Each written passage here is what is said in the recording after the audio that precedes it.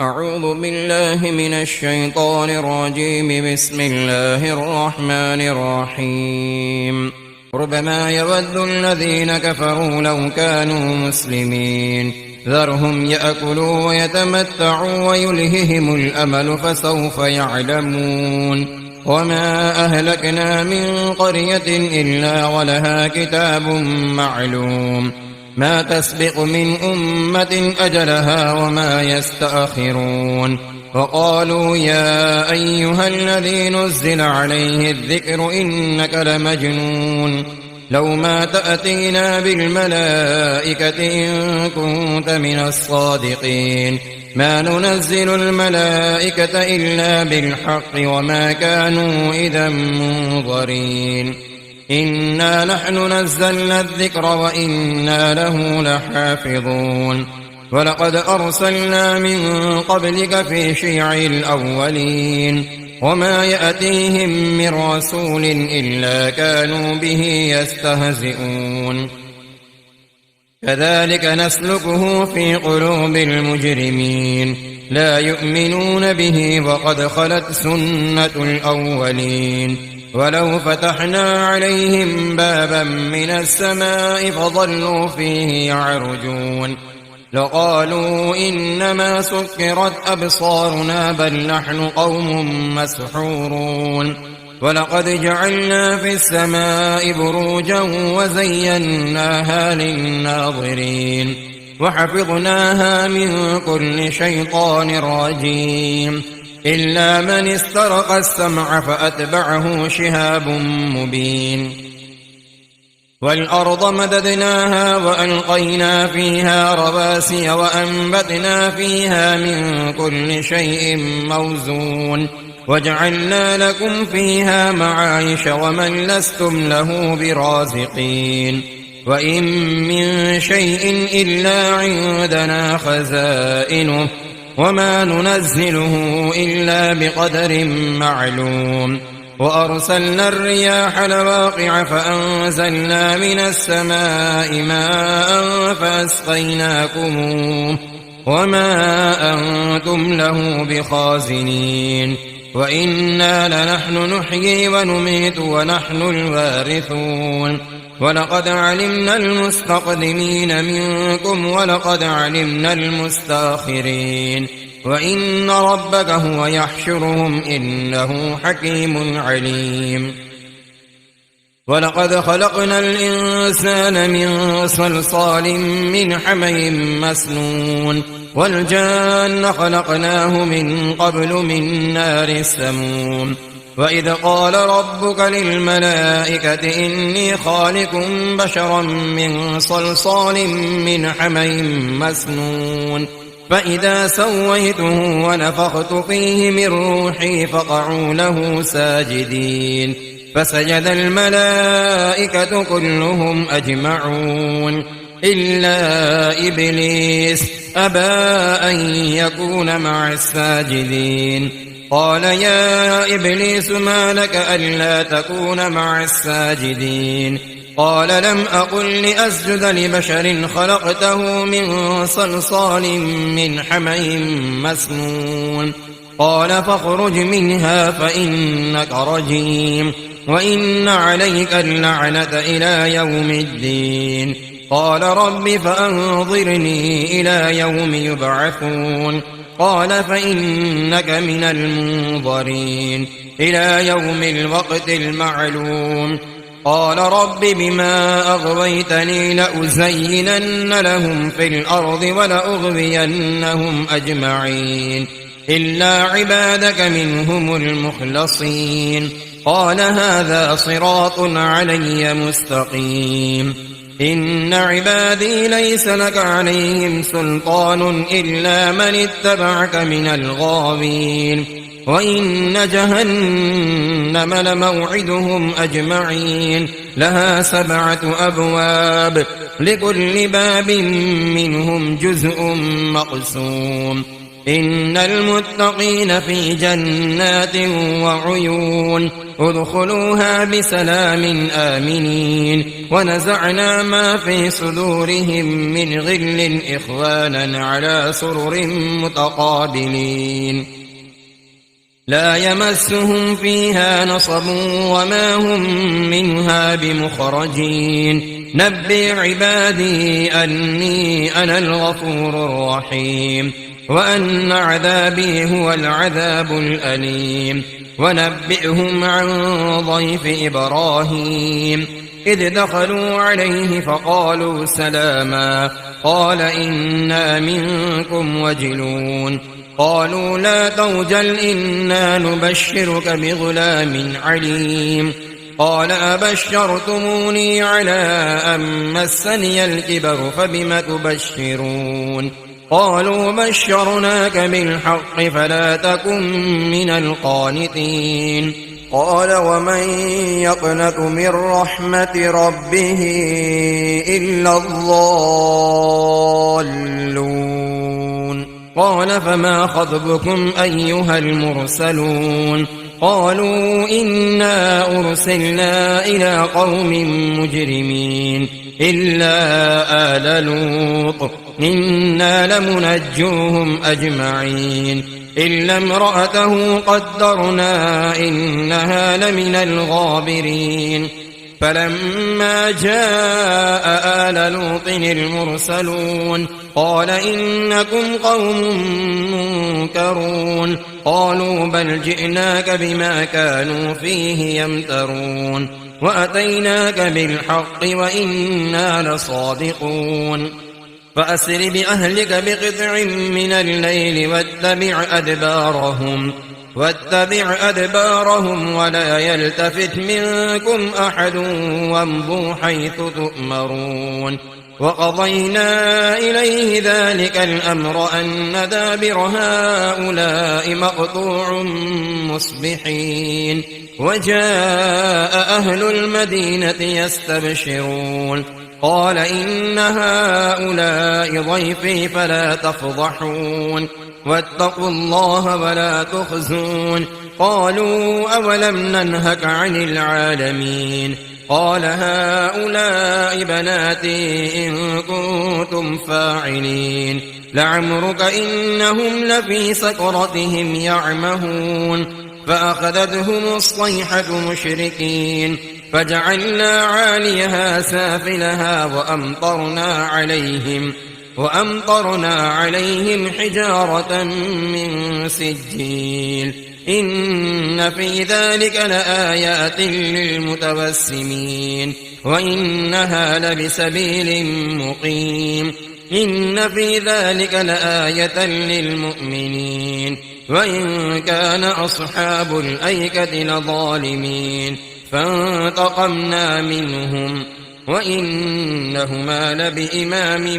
مبين ولقد كذب أصحاب الحجر المرسلين وآتيناهم آياتنا فكانوا عنها معرضين وكانوا ينحتون من الجبال بيوتا آمنين فأخذتهم الصيحة مصبحين فما أغنى عنهم ما كانوا يكسبون وما خلقنا السماوات والأرض وما بينهما إلا بالحق وإن الساعة لآتية فاصفح الصفح الجميل إن ربك هو الخلاق العليم ولقد آتيناك 7 من المثاني والقرآن العظيم لا تمدن عينيك إلى ما متعنا به أزواجا منهم ولا تحزن عليهم واخفض جناحك للمؤمنين وقل إني أنا النذير المبين كما أنزلنا على المقتسمين الذين جعلوا القرآن عضين فوربك لنسألنهم أجمعين عما كانوا يعملون فاصدع بما تؤمر وأعرض عن المشركين إنا كفيناك المستهزئين الذين يجعلون مع الله إلها آخر فسوف يعلمون ولقد نعلم أنك يضيق صدرك بما يقولون فسبح بحمد ربك وكن من الساجدين واعبد ربك حتى يأتيك اليقين. بسم الله الرحمن الرحيم. أتى أمر الله فلا تستعجلوه سبحانه وتعالى عما يشركون ينزل الملائكة بالروح من أمره على من يشاء من عباده أن أنذروا أنه لا إله إلا أنا فاتقون خلق السماوات والأرض بالحق تعالى عما يشركون خلق الإنسان من نطفة فإذا هو خصيم مبين والأنعام خلقها لكم فيها دفء ومنافع ومنها تأكلون ولكم فيها جمال حين تريحون وحين تسرحون وتحمل أثقالكم إلى بلد لم تكونوا بالغيه إلا بشق الأنفس إن ربكم لرؤوف رحيم والخيل والبغال والحمير لتركبوها وزينة ويخلق ما لا تعلمون وعلى الله قصد السبيل ومنها جائر ولو شاء لهداكم أجمعين هو الذي أنزل من السماء ماء لكم منه شراب ومنه شجر فيه تسيمون ينبت لكم به الزرع والزيتون والنخيل والأعناب ومن كل الثمرات إن في ذلك لآية لقوم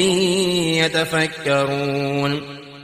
وسخر لكم الليل والنهار والشمس والقمر والنجوم مسخرات بأمره إن في ذلك لآيات لقوم يعقلون وما ذرأ لكم في الأرض مختلفا ألوانه إن في ذلك لآية لقوم يذكرون وهو الذي سخر البحر لتأكلوا منه لحما طريا وتستخرجوا منه حلية تلبسونها وترى الفلك مواخر فيه ولتبتغوا من فضله ولعلكم تشكرون وألقى في الأرض رواسي أن تميد بكم وأنهارا وسبلا لعلكم تهتدون وعلامات وبالنجم هم يهتدون أفمن يخلق كمن لا يخلق أفلا تذكرون وإن تعدوا نعمة الله لا تحصوها إن الله لغفور رحيم والله يعلم ما تسرون وما تعلنون والذين يدعون من دون الله لا يخلقون شيئا وهم يخلقون أموات غير أحياء وما يشعرون أيان يبعثون إلهكم إله واحد فالذين لا يؤمنون بالآخرة قلوبهم منكرة وهم مستكبرون لا جرم أن الله يعلم ما يسرون وما يعلنون إنه لا يحب المستكبرين وإذا قيل لهم ماذا أنزل ربكم قالوا أساطير الأولين ليحملوا أوزارهم كاملة يوم القيامة ومن أوزار الذين يضلونهم بغير علم ألا ساء ما يزرون قد مكر الذين من قبلهم فأتى الله بنيانهم من القواعد فخر عليهم السقف من فوقهم وأتاهم العذاب من حيث لا يشعرون ثم يوم القيامة يخزيهم ويقول أين شركائي الذين كنتم تشاقون فيهم قال الذين أوتوا العلم إن الخزي اليوم والسوء على الكافرين الذين تتوفاهم الملائكة ظالمي أنفسهم فألقوا السلم ما كنا نعمل من سوء بلى إن الله عليم بما كنتم تعملون فادخلوا أبواب جهنم خالدين فيها فلبئس مثوى المتكبرين وقيل للذين اتقوا ماذا أنزل ربكم قالوا خيرا للذين أحسنوا في هذه الدنيا حسنة ولدار الآخرة خير ولنعم دار المتقين جنات عدن يدخلونها تجري من تحتها الأنهار لهم فيها ما يشاءون كذلك يجزي الله المتقين الذين تتوفاهم الملائكة طيبين يقولون سلام عليكم ادخلوا الجنة بما كنتم تعملون هل ينظرون إلا أن تأتيهم الملائكة أو يأتي أمر ربك كذلك فعل الذين من قبلهم وما ظلمهم الله ولكن كانوا أنفسهم يظلمون فأصابهم سيئات ما عملوا وحاق بهم ما كانوا به يستهزئون وقال الذين أشركوا لو شاء الله ما عبدنا من دونه من شيء نحن ولا آباؤنا ولا حرمنا من دونه من شيء كذلك فعل الذين من قبلهم فهل على الرسل إلا البلاغ المبين ولقد بعثنا في كل أمة رسولا أن اعبدوا الله واجتنبوا الطاغوت فمنهم من هدى الله ومنهم من حقت عليه الضلالة فسيروا في الأرض فانظروا كيف كان عاقبة المكذبين إن تحرص على هداهم فإن الله لا يهدي من يضل وما لهم من ناصرين وأقسموا بالله جهد أيمانهم لا يبعث الله من يموت بلى وعدا عليه حقا ولكن أكثر الناس لا يعلمون ليبين لهم الذي يختلفون فيه وليعلم الذين كفروا أنهم كانوا كاذبين إنما قولنا لشيء إذا أردناه أن نقول له كن فيكون والذين هاجروا في الله من بعد ما ظلموا لنبوئنهم في الدنيا حسنة ولأجر الآخرة أكبر لو كانوا يعلمون الذين صبروا وعلى ربهم يتوكلون وما أرسلنا من قبلك إلا رجالا نوحي إليهم فاسألوا أهل الذكر إن كنتم لا تعلمون بالبينات والزبر وأنزلنا إليك الذكر لتبين للناس ما نزل إليهم ولعلهم يتفكرون أفأمن الذين مكروا السيئات أن يخسف الله بهم الأرض أو يأتيهم العذاب من حيث لا يشعرون أو يأخذهم في تقلبهم فما هم بمعجزين أو يأخذهم على تخوف فإن ربكم لرءوف رحيم أولم يروا إلى ما خلق الله من شيء يتفيأ ظلاله عن اليمين والشمائل سجدا لله وهم داخرون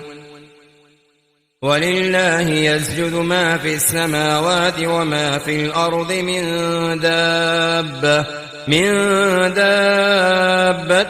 والملائكة وهم لا يستكبرون يخافون ربهم من فوقهم ويفعلون ما يؤمرون وقال الله لا تتخذوا إلهين اثنين إنما هو إله واحد فإياي فارهبون وله ما في السماوات والأرض وله الدين واصبا أفغير الله تتقون وما بكم من نعمة فمن الله ثم إذا مسكم الضر فإليه تجأرون ثم إذا كشف الضر عنكم إذا فريق منكم بربهم يشركون ليكفروا بما آتيناهم فتمتعوا فسوف تعلمون ويجعلون لما لا يعلمون نصيبا مما رزقناهم تالله لتسألن عما كنتم تفترون ويجعلون لله البنات سبحانه ولهم ما يشتهون وإذا بشر أحدهم بالأنثى ظل وجهه مسودا وهو كظيم يتوارى من القوم من سوء ما بشر به أيمسكه على هون أم يدسه في التراب ألا ساء ما يحكمون للذين لا يؤمنون بالآخرة مثل السوء ولله المثل الأعلى وهو العزيز الحكيم ولو يؤاخذ الله الناس بظلمهم ما ترك عليها من دابة ولكن يؤخرهم إلى أجل مسمى فإذا جاء أجلهم لا يستأخرون ساعة ولا يستقدمون ويجعلون لله ما يكرهون وتصف ألسنتهم الكذب أن لهم الحسنى لا جرم أن لهم النار وأنهم مفرطون تالله لقد أرسلنا إلى من قبلك فزين لهم الشيطان أعمالهم فهو وليهم اليوم ولهم عذاب أليم وما أنزلنا عليك الكتاب إلا لتبين لهم الذي اختلفوا فيه وهدى ورحمة لقوم يؤمنون والله أنزل من السماء ماء فأحيا به الأرض بعد موتها إن في ذلك لآية لقوم يسمعون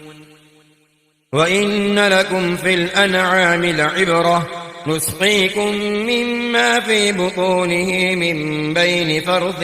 ودم لبنا خالصا سائغا للشاربين ومن ثمرات النخيل والأعناب تتخذون منه سكرا ورزقا حسنا إن في ذلك لآية لقوم يعقلون وأوحى ربك إلى النحل أن اتخذي من الجبال بيوتا ومن الشجر ومما يعرشون ثم كلي من كل الثمرات فاسلكي سبل ربك ذللا يخرج من بطونها شراب مختلف ألوانه فيه شفاء للناس إن في ذلك لآية لقوم يتفكرون والله خلقكم ثم يتوفاكم ومنكم من يرد إلى أرذل العمر لكي لا يعلم بعد علم شيئا إن الله عليم قدير والله فضل بعضكم على بعض في الرزق فما الذين فضلوا براد رزقهم على ما ملكت أيمانهم فهم فيه سواء أفبنعمة الله يجحدون والله جعل لكم من أنفسكم أزواجا وجعل لكم من أزواجكم بنين وحفدة ورزقكم من الطيبات أفبالباطل يؤمنون وبنعمة الله هم يكفرون ويعبدون من دون الله ما لا يملك لهم رزقا من السماوات والأرض شيئا ولا يستطيعون فلا تضربوا لله الأمثال إن الله يعلم وأنتم لا تعلمون ضرب الله مثلا عبدا مملوكا لا يقدر على شيء ومن رزقناه منا رزقا حسنا فهو ينفق منه سرا وجهرا هل يستوون الحمد لله بل أكثرهم لا يعلمون وضرب الله مثلا الرجلين أحدهما أبكم لا يقدر على شيء وهو كل على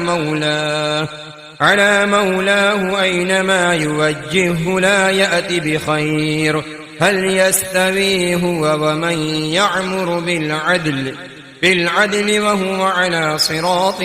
مستقيم ولله غيب السماوات والأرض وما أمر الساعة إلا كلمح البصر أو هو أقرب إن الله على كل شيء قدير والله أخرجكم من بطون أمهاتكم لا تعلمون شيئا وجعل لكم السمع والأبصار والأفئدة لعلكم تشكرون ألم يروا إلى الطير مسخرات في جو السماء ما يمسكهن إلا الله إن في ذلك لآيات لقوم يؤمنون والله جعل لكم من بيوتكم سكنا وجعل لكم من جلود الأنعام بيوتا تستخفونها يوم ضعنكم ويوم إقامتكم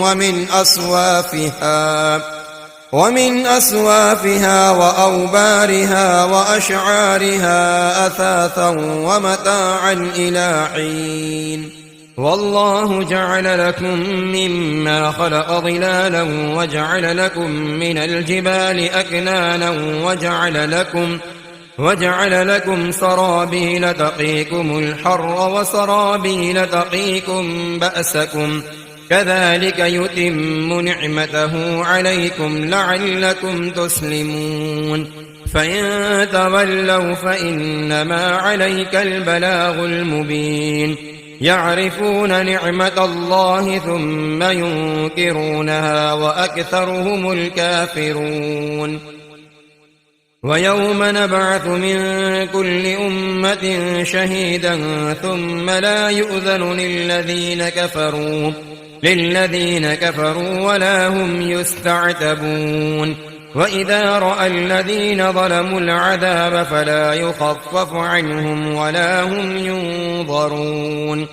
وإذا رأى الذين أشركوا شركاءهم قالوا ربنا هؤلاء شركاؤنا الذين كنا ندعو من دونك فألقوا إليهم القول إنكم لكاذبون وألقوا إلى الله يومئذ السلم وضل عنهم ما كانوا يفترون الذين كفروا وصدوا عن سبيل الله زدناهم عذابا فوق العذاب بما كانوا يفسدون ويوم نبعث في كل أمة شهيدا عليهم من أنفسهم وجئنا بك شهيدا على هؤلاء ونزلنا عليك الكتاب تبيانا لكل شيء وهدى ورحمة وبشرى للمسلمين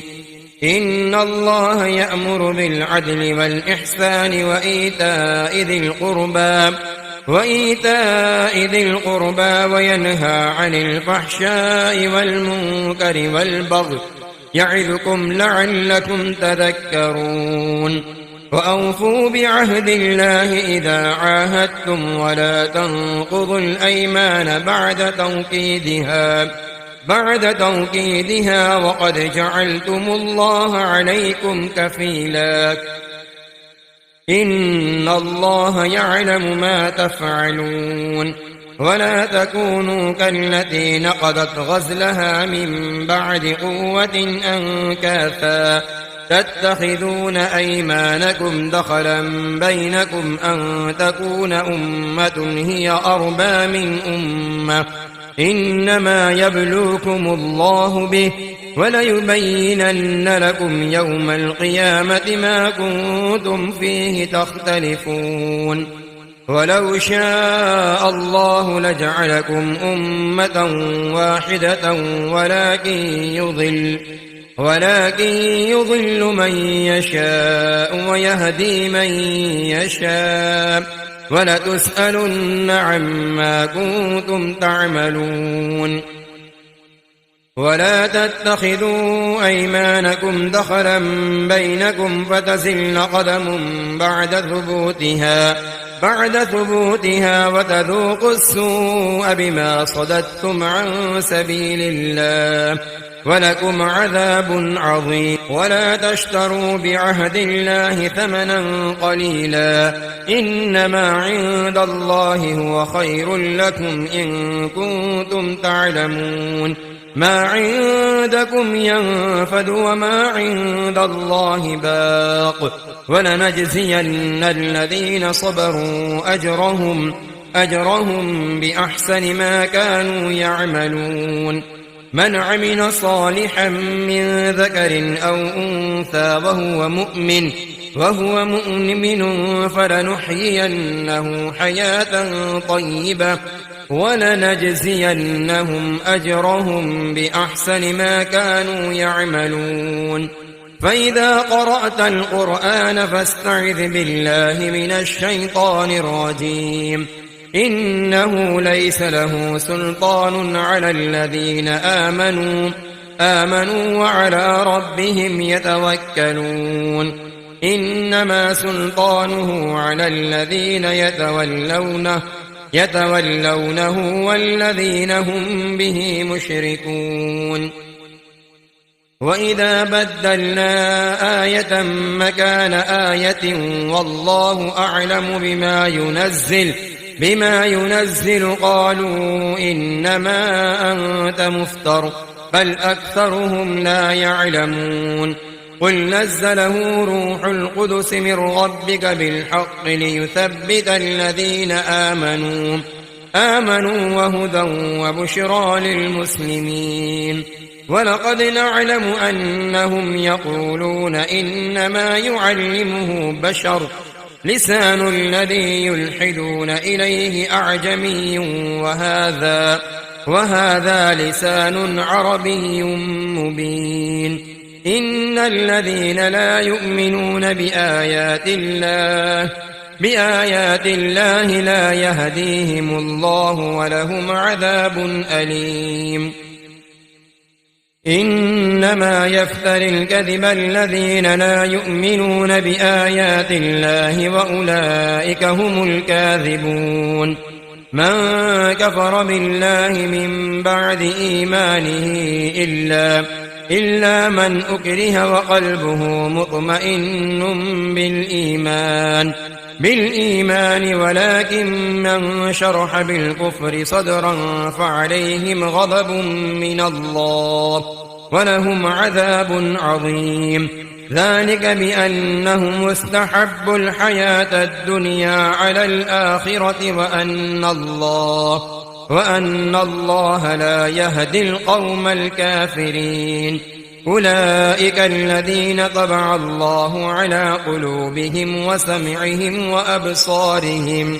وأولئك هم الغافلون. لا جرم أنهم في الآخرة هم الخاسرون. ثم إن ربك للذين هاجروا من بعد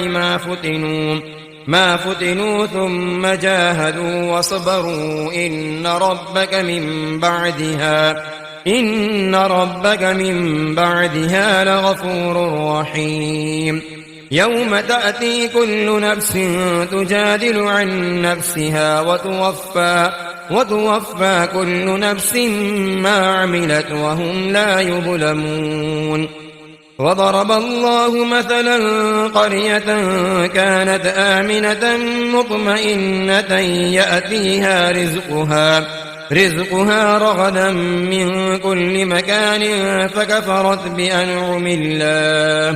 بأنعم الله فأذاقها الله لباس الجوع والخوف بما كانوا يصنعون.